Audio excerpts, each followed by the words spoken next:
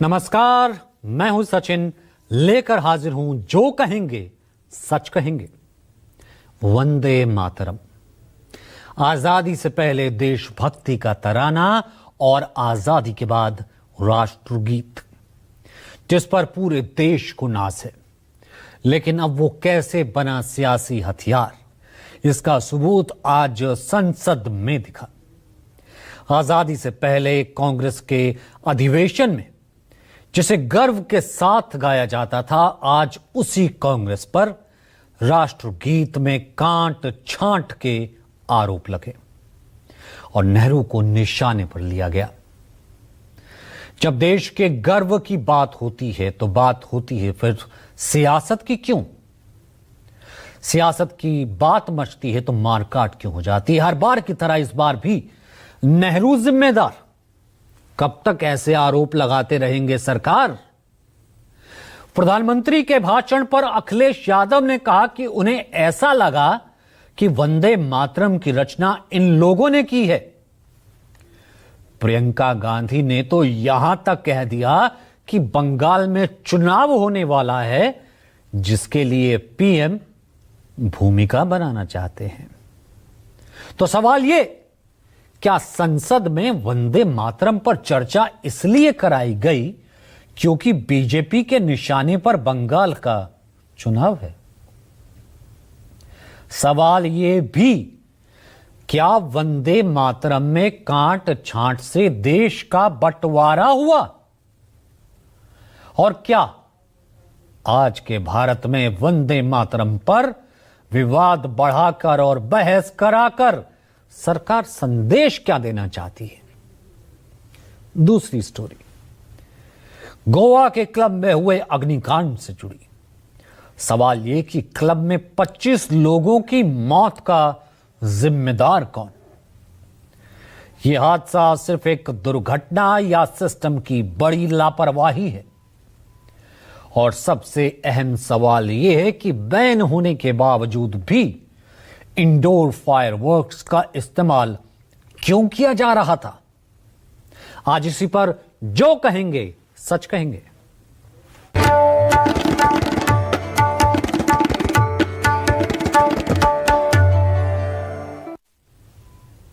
शुरुआत आज लोकसभा में हुए वंदे मातरम पर चर्चा से करते हैं। राष्ट्रगीत वंदे मातरम के 150 वर्ष पूरे होने पर संसद के शीतकालीन सत्र के आज 8वें दिन लोकसभा में चर्चा की गई। तकरीबन 10 घंटे से ज्यादा समय तक इस मुद्दे पर लोकसभा में चर्चा हुई। प्रधानमंत्री नरेंद्र मोदी ने दोपहर 12 बजे इस चर्चा की शुरुआत की। करीब 55 मिनट उन्होंने इस मुद्दे पर अपनी बात रखी। उनके भाषण में अंग्रेजों से लेकर कांग्रेस, पंडित नेहरू और मोहम्मद अली जिन्ना तक का जिक्र आया। वंदे मातरम में इन सब की अपनी अपनी भूमिका को लेकर एक एक कर पीएम मोदी ने सबकी आलोचना की। पीएम मोदी ने कहा कि वंदे मातरम अंग्रेजों को करारा जवाब था। साथ ही उन्होंने कांग्रेस, पंडित नेहरू और जिन्ना पर इस गीत से कुछ पैराग्राफ हटाने का आरोप भी लगाया। खैर, बीजेपी की ओर से ये आरोप काफी पहले से लगाए जाते रहे हैं, लेकिन आज पीएम मोदी के भाषण के पीछे एक खास संदेश था और यह संदेश बंगाल चुनाव को लेकर है, क्योंकि उनके भाषण का केंद्र बिंदु बंगाल चुनाव को माना जा रहा है। पहले आप पीएम मोदी के भाषण के वो अंश सुनिए जिसके केंद्र में बंगाल है, फिर आपको इस पर पूरा एनालिसिस बताएंगे। बंकिम दा ने उस हीन भावना को भी झकझोरने के लिए और सामर्थ्य का परिचय कराने के लिए वंदे मातरम के भारत के सामर्थ्यशाली स्वरूप को प्रकट करते हुए आपने लिखा था, तम ही दुर्गा दश प्रहरण धारिणी कमला कमल दल बिहारिणी वाणी विद्या दायिनी नमामि त्वाम नमामि कमलाम अमलाम अतुलाम सुजलाम सुफलाम मातरम वंदे मातरम। अर्थात भारत माता ज्ञान और समृद्धि की देवी भी है और दुश्मनों के सामने अस्त्र शस्त्र धारण करने वाली चंडी भी है। अंग्रेजों ने बांटो और राज करो इस रास्ते को चुना और उन्होंने बंगाल को इसकी प्रयोगशाला बनाया,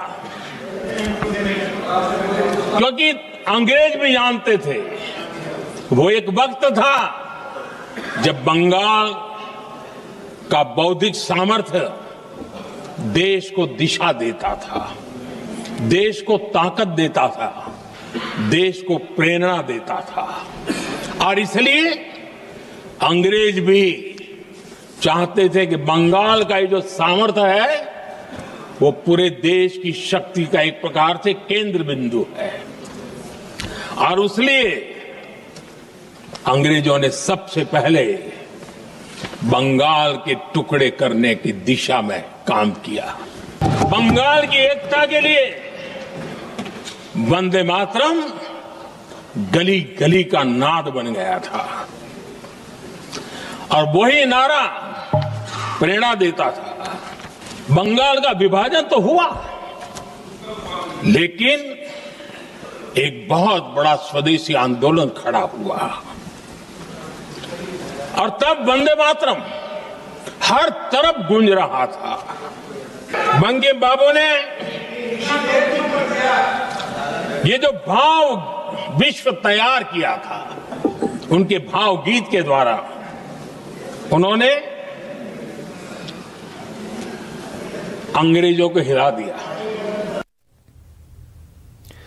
इन बातों से अंदाजा लगा सकते हैं कि पीएम मोदी की निगाहें किस कदर बंगाल चुनाव पर टिकी हैं।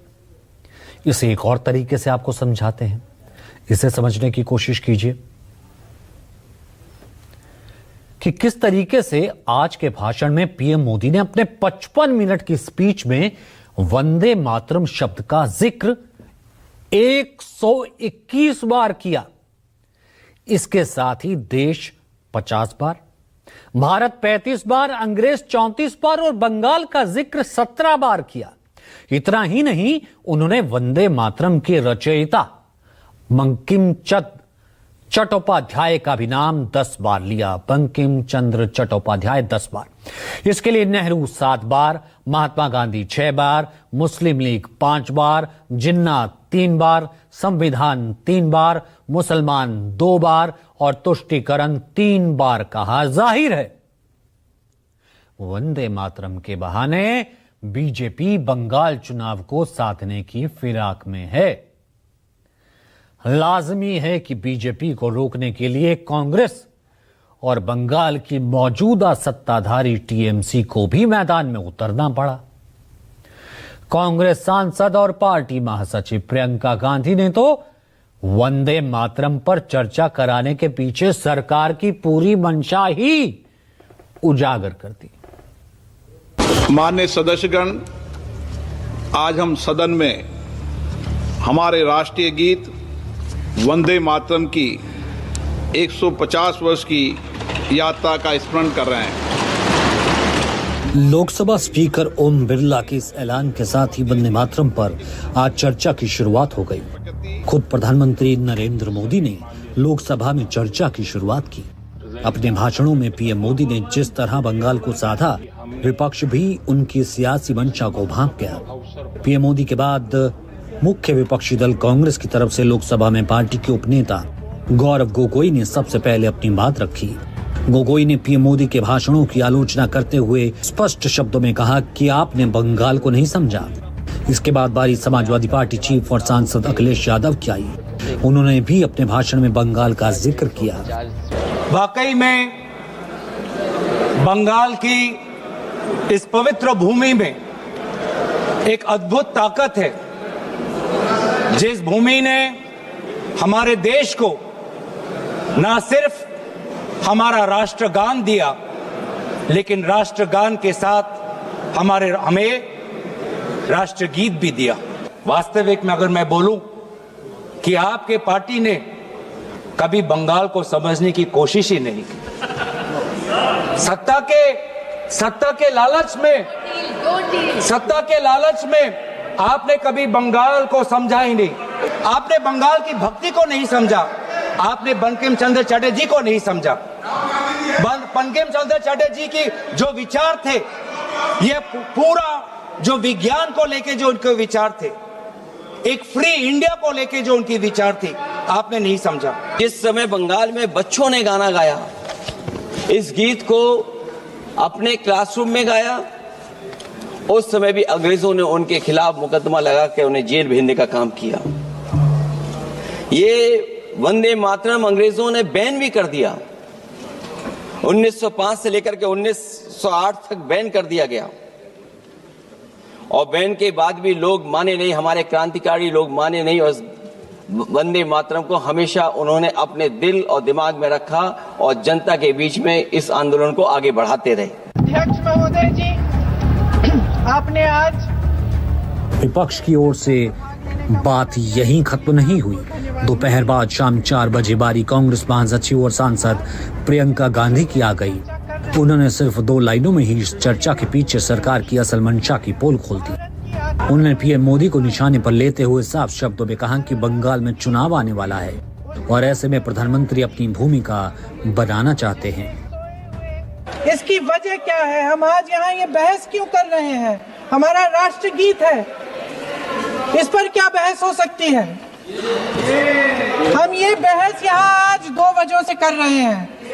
पहला कि बंगाल का चुनाव आ रहा है, हमारे प्रधानमंत्री अपनी भूमिका निभाना चाहते हैं उसमें। और दूसरी वजह ये है, ये मकसद है, पुरानी मकसद इनकी अध्यक्ष महोदय, कि जिन्होंने स्वतंत्रता की लड़ाई लड़ी, जिन्होंने देश के लिए बड़ी बड़ी कुर्बानियां दी, उन पर सरकार नए आरोप लादने का मौका चाहती है।